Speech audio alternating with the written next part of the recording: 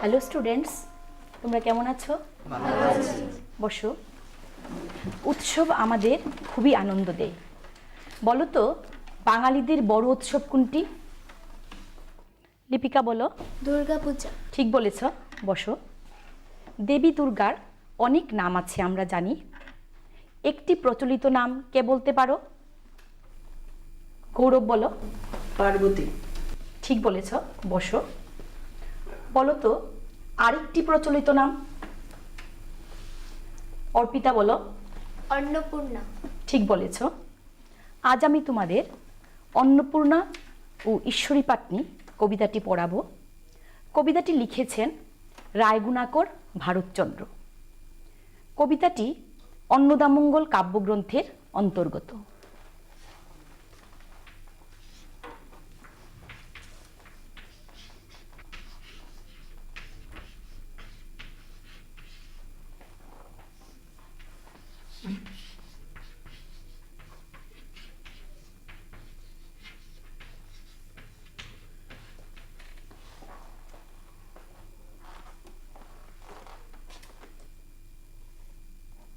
আমরা এবার কবি সম্পর্কে একটু জেনে নেব। রায়গুণাকর ভারতচন্দ্র 1712 খ্রিস্টাব্দে বর্ধমানের ভুরসুট পরগনার অন্তর্গত পোড়ো বসন্তপুর গ্রামে জন্মগ্রহণ করেন। তার পিতার নাম নরেন্দ্র নারায়ণ। ভারতচন্দ্র মাতুলালয়ে বড় হন। তিনি মহারাজা কৃষ্ণচন্দ্রের সভাকবি ছিলেন। রাজা কৃষ্ণচন্দ্রই তাকে রায়গুণাকর উপাধিতে ভূষিত করেন। মাত্র 48 বছর বয়সে 1760 সালে তিনি মারা যান। তাকে যুগসন্ধির কবিও বলা যায়। আমরা ছবিতে দেখতে পাচ্ছি কবি গুণাকর ভারতচন্দ্র রায় এই ভবনে পার্সি ভাষা অধ্যয়ন করেন ও 1134 সালে প্রথম বাংলা কবিতা রচনা করেন। এবারে আমরা কাব্যগ্রন্থ সম্পর্কে একটু জেনে নিই। অন্নদামঙ্গল কাব্যটি মধ্যযুগে রচিত। রায়গুণাকর ভারতচন্দ্রই প্রথম কবি যার কাব্যে আধুনিকতার আভাস রয়েছে। মূলত তার কাব্যেই প্রথম মানবত্ব স্বীকৃত। এতকাল বাংলা সাহিত্যে দেবদেবীদের নিয়েই কাব্য রচিত হচ্ছিল। ইউরোপের নবজাগরণের প্রভাবে মানুষকে নিয়েই প্রথম কাব্য রচনা হতে থাকলো। মানুষ বুঝতে শিখল যে সে নিজেই নিজের ভাগ্য নিয়ন্তা। এই কাব্যে গীতিকাব্যের ছোঁয়া, আধুনিকতা ও চরিত্র চিত্রণে বাস্তবতা রয়েছে। বিশ্বকবি রবীন্দ্রনাথ ঠাকুর অন্নদামঙ্গল কাব্যগ্রন্থ সম্পর্কে বলতে গিয়ে বলেছেন, রায়গুণাকর ভারতচন্দ্রের অন্নদামঙ্গল রাজকণ্ঠের মণিমালার মতো। যেমন তার উজ্জ্বলতা তেমনি তার কারুকার্য। কাব্যটি তৎকালীন সমাজের বিশ্বস্ত চিত্র। চরিত্র অঙ্কনে, সংলাপের বাস্তবতায়, অলঙ্কার ও ছন্দ প্রয়োগে কবি বিশেষ দক্ষতার পরিচয় দিয়েছেন। কাব্যগ্রন্থটি মূল ভিত্তি হচ্ছে পুরাণ। কবিতাটি পয়ার ছন্দে লিখিত। তৎকালীন পাঠক কাব্যটিকে সাদরে গ্রহণ করেছিল। এবার আমরা অন্নপূর্ণা ঐশ্বরী পাটনি কবিতাটির প্রথম 8টি চরণ সরব পাঠ করব এবং বুঝিয়ে দেব। অন্নপূর্ণা উত্তরিলা গাঙ্গেনীর তীরে, পার করো বলিয়া ডাকিল পাটনিরে। সেই ঘাটে খেয়া দেয় ঈশ্বরী পাটনি, তরায় আনিল নৌকা বামাশ্বর শুনি। ঈশ্বরীরে জিজ্ঞাসিল ঈশ্বরী পাটনি, একা দেখি কুলবধূ কে বট আপনি? পরিচয় না দিলে করিতে নারী পার, ভয় করি কি জানি কে দেবে ফেরফার। এই 8টি চরণের যে অর্থ হবে আমি এখন তোমাদের বুঝিয়ে দিচ্ছি। দেবী অন্নপূর্ণা আদ্যাশক্তি মহামায়ার এক রূপ। তার প্রকাশ কাশীতে। চৈত্র মাসের শুক্লপক্ষের অষ্টমী তিথিতে দেবীর পূজা হয়। দেবী এতদিন তার এক শিষ্য হরিহরের নিবাসে ছিলেন। এবার দেবী ঠিক করেছেন তার অন্য আরেক ভক্ত ভবানন্দ মজুমদারের বাড়িতে যাবেন। এজন্য তিনি গাঙ্গিনীর তীরে উপস্থিত হলেন এবং এসেই পার করো বলে মাঝিকে ডাকলেন। সেই ঘাটে খেয়া পারাপার করে ঈশ্বরী নামক মাঝি। নারী কণ্ঠ শুনে সে তাড়াতাড়ি নৌকা নিয়ে এলো। একা কুলবধূ দেখে সে তার পরিচয় জানতে চাইল এবং সে আরও জানিয়ে দিল যদি পরিচয় না দেয় তাহলে সে পার করতে পারবে না। ঈশ্বরী পাত্নী এখানে ভয় পাচ্ছে, সে যদি কোনো উটকো ঝামেলায় জড়িয়ে পড়ে। আমরা এবারে কঠিন শব্দার্থগুলি জেনে নেব। উত্তরীলা লিখে নাও তোমরা।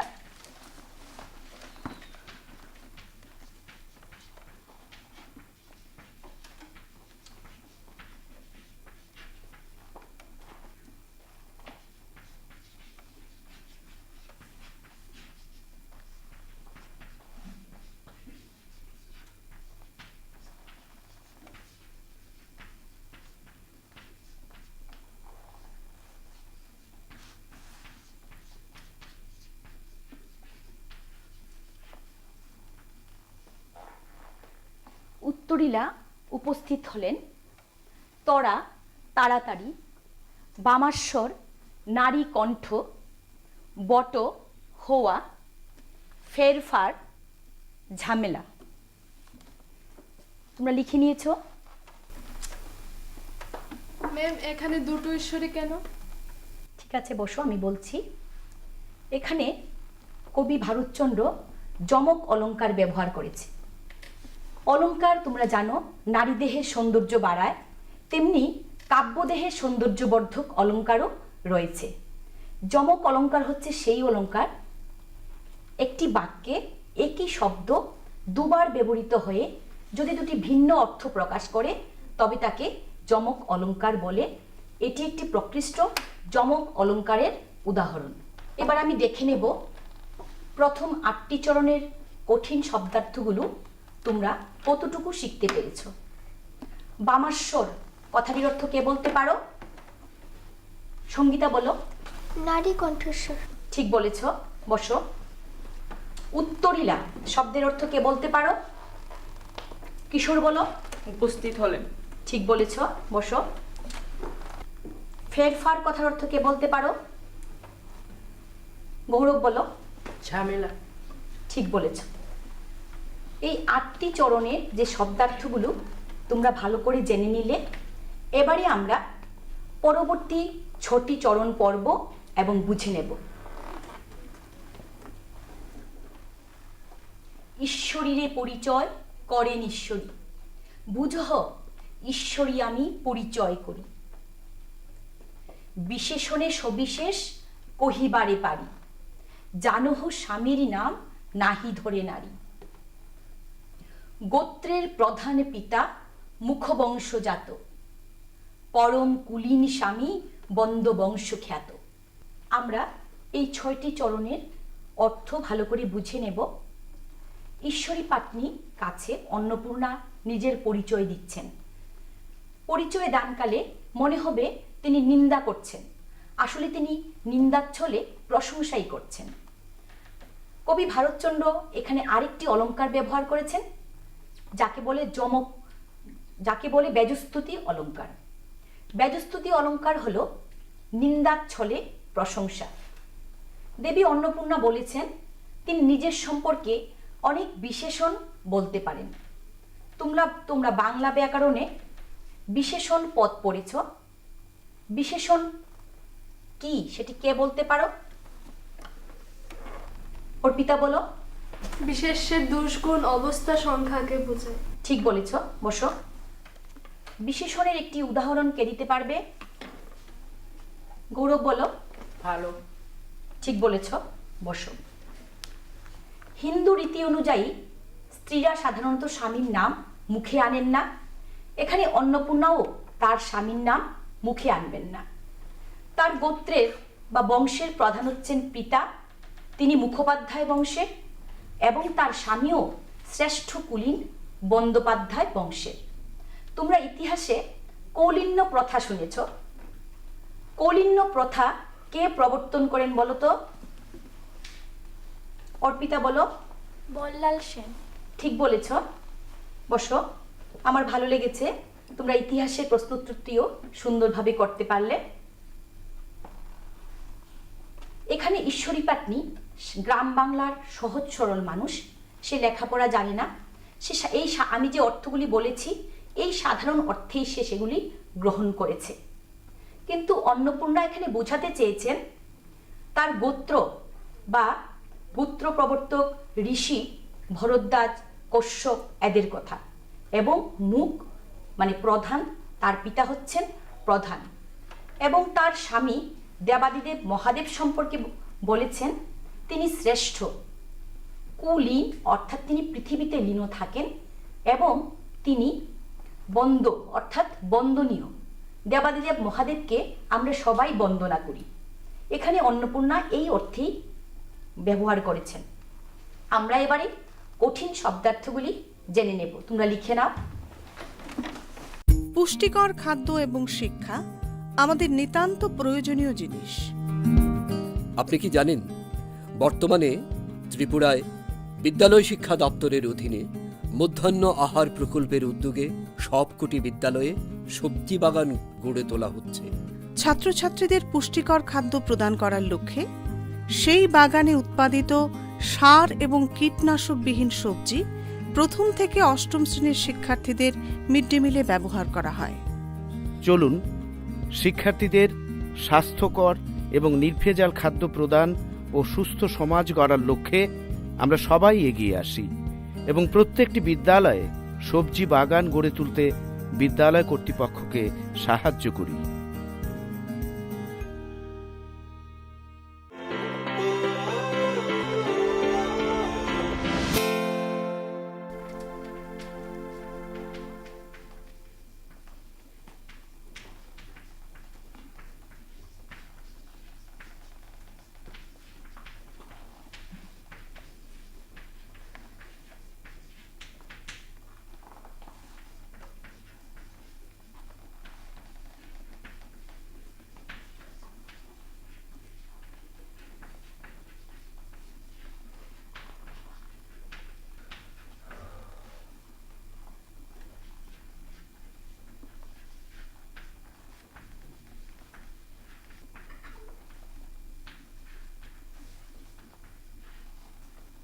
দেখো, বিশেষণ বিশেষ্যের দুষ্গুণ, সবিশেষ সবিস্তারে বলা, গোত্র বংশ, আরেকটা গোত্র অর্থ হচ্ছে কুলপ্রবর্তক ঋষি ভরদ্বাজ কশ্যপ, মুখ প্রধান পদবী, বন্দ বন্দনীয় এটিও পদবী।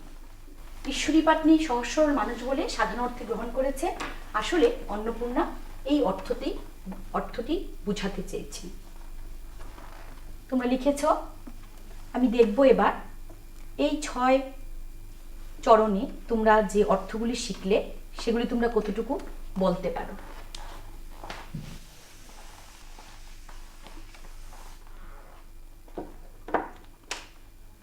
বেজস্তুতি অলঙ্কার কে বলতে পারো?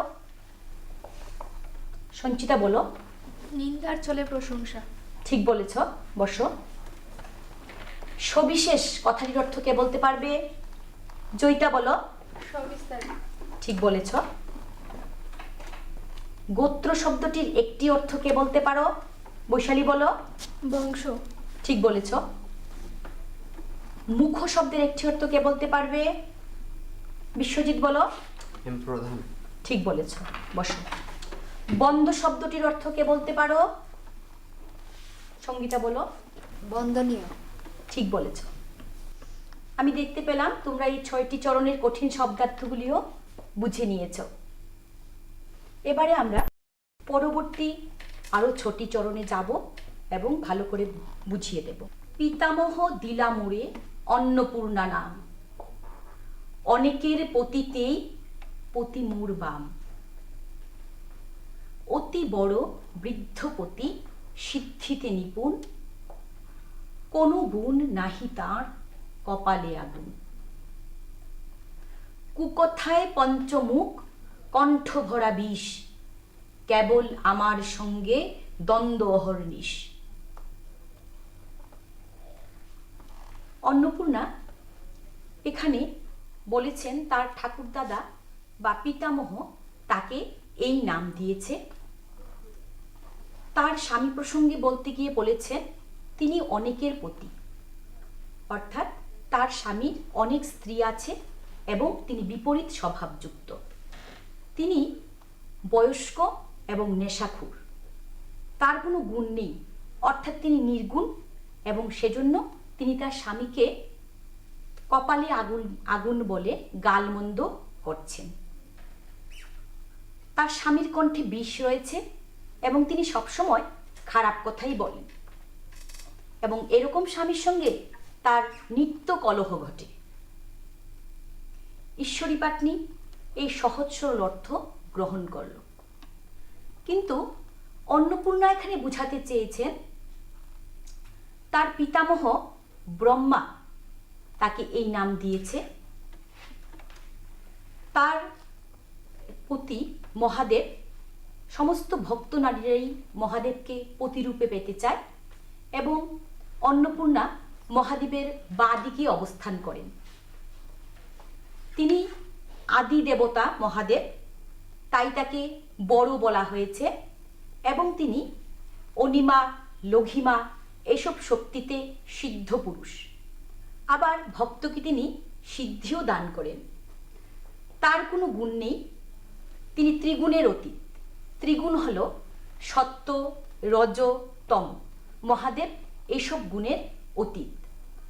মহাদেবের তৃতীয় নয়ন থেকে অগ্নি বিচ্ছুরিত হয়, তাই তার কপালে আগুন বলা হয়েছে। কু শব্দটির খারাপ ছাড়াও আরেকটি অর্থ হয়, সেটি হচ্ছে পৃথিবী। দেবাদিদেব মহাদেব পৃথিবীকে খুবই ভালোবাসেন। তিনি পঞ্চমুখে পৃথিবীর কথা বলেন। কণ্ঠভরা বিষ কথাটির অর্থ তোমরা হয়তো জানো। সমুদ্র মন্থনের সময় একদিকে অমৃত আরেকদিকে বিষ উঠছিল। দেবাদিদেব মহাদেব সেই বিষ তার কণ্ঠে ধারণ করেছেন এবং তিনি নীলকণ্ঠ হয়েছেন। এজন্য মহাদেবের আরেকটি নাম নীলকণ্ঠ। দ্বন্দ্ব শব্দের অর্থ কলহ যেরকম হয়, তেমনি আরেকটি অর্থ হচ্ছে মিলন। দেবী অন্নপূর্ণা এখানে তার হরগৌরীর মিলনের কথা বলেছেন। হরগৌরীর মিলন শাশ্বত, চিরন্তন। এই বন্ধন অচ্ছেদ্য। তাদের এই মিলনের ফলেই জগতে কল্যাণ ও স্থিতি অটুট থাকে। আমরা কবিতাটির আসল অর্থ ভালো করে বুঝে নিলাম। এবার কঠিন শব্দার্থগুলি তোমাদের লিখে দেব।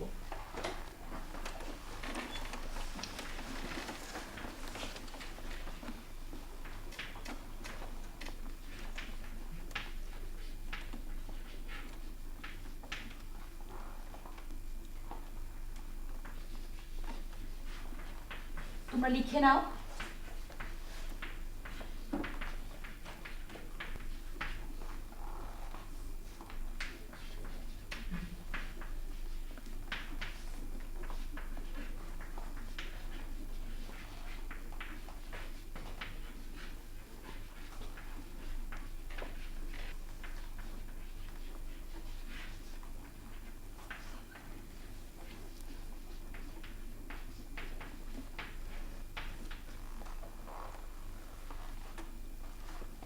তোমরা লিখো পিতামহ অর্থ ঠাকুরদাদা, এখানে ব্রহ্মা। বাম বিপরীত স্বভাব, আবার আরেকটি অর্থ বাদিক। সিদ্ধি নেশা, আরেকটি অর্থ হচ্ছে অনিমা, লঘিমা এসব শক্তি। নিপুণ দক্ষ। কু একটি সব অর্থ পৃথিবী, আরেকটি অর্থ খারাপ। আমরা এখানে অন্নপূর্ণা যেভাবে তার পরিচয় দিয়েছে, প্রায় অনেকগুলি শব্দেরই দুটি অর্থ হয়। তোমরা দুটি অর্থ ভালো করে বুঝে নিয়েছো তো? ভালো করে দেখো।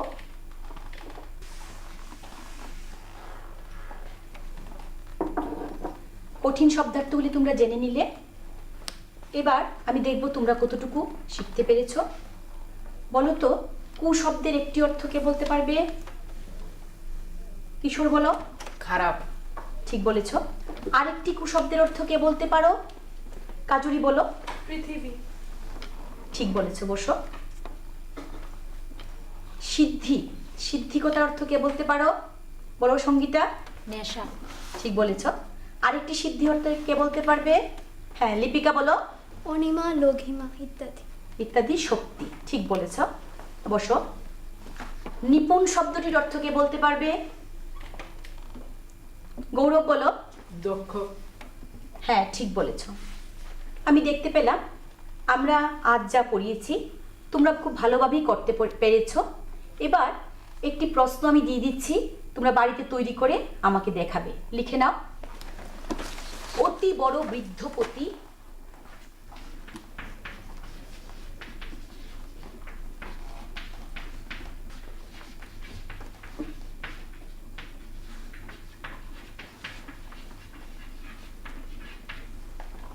অতি বড় বৃদ্ধপতি সিদ্ধিতে নিপুণ, কোনো গুণ নাহি তার কপালে আগুন। প্রথম প্রশ্ন, কে কাকে একথা বলেছেন? দ্বিতীয় প্রশ্ন, কার সম্বন্ধে একথা বলা হয়েছে?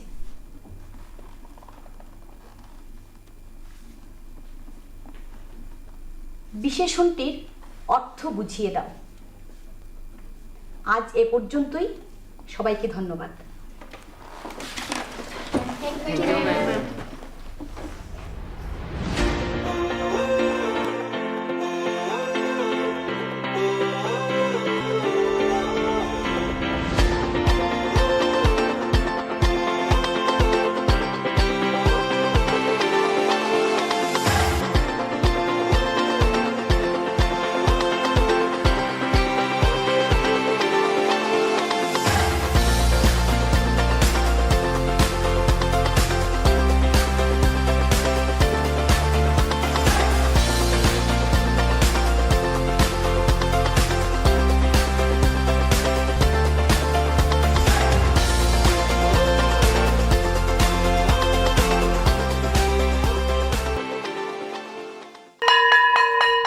ড্রপ আউটের ঘুচিয়ে ক্ষত, স্কুলে পড়ুয়ার বাড়ছে ভিড়, সর্বশিক্ষা মিড ডে মিলে স্কুল সকলের আশার নীড়। রাজ্যের 6 থেকে 14 বছরের সব শিশুদের বিদ্যালয়ের আঙিনায় এনে তাদের বুনিয়াদী শিক্ষা সুনিশ্চিত করতে সর্বশিক্ষা অভিযান বদ্ধপরিকর। তাদের শিক্ষার সুবিধার জন্য রয়েছে বিনামূল্যে পাঠ্য বই, বিদ্যালয়ের পোশাক, উন্নত মানের পড়াশোনা, স্বাস্থ্যসম্মত শৌচাগার, বিশুদ্ধ পানীয় জল, পুষ্টিকর মধ্যাহ্ন আহার, খেলাধুলার ব্যবস্থা এবং আরও অনেক কিছু। হ্যাঁ, তাই দেরি না করে আজই আপনার এলাকার সব শিশুদের নিকটবর্তী সরকারি বিদ্যালয়ে ভর্তি হতে উৎসাহিত করুন। E-Classroom was sponsored by রাষ্ট্রীয় মাধ্যমিক শিক্ষা অভিযান, ত্রিপুরা রাজ্য মিশন। এবার দেখো, তিনি এখানে খুব সুন্দরভাবে সিমিলির ব্যবহার করেছেন। এখন তোমাদের মনে প্রশ্ন আসতে পারে, হোয়াট ইজ সিমিলি, তাই তো? Simile is a comparison of two unlike things using as or like. See, the poetess uses simile in soul deep in visions that poppy like sprang